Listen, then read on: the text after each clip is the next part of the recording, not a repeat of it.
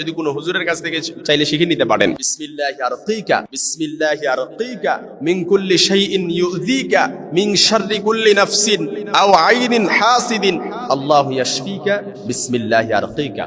অর্থাৎ কেউ যদি ইতিমধ্যে বদনজরের প্রভাবে আচ্ছন্ন হয়ে গেছে, বদনজরের কারণে তার শরীরে এমন মারাত্মক ক্ষতিকর প্রভাব তৈরি হয়ে গেছে, অলরেডি দিনকে দিন সে শুকিয়ে যাচ্ছে, অর্থাৎ তার কোনো কিছু ভালো লাগে না, খাবার দাবার কোনো কিছুই ভালো লাগে না, এবং এত মারাত্মক এই বদনজরটা, নবীজি বলেছেন আন্নাদরু আইনুন, অর্থাৎ এই নজরটা, অর্থাৎ যেই চোখের নজর, এটা হাক্কুন, এটা সত্য, এটা সত্য।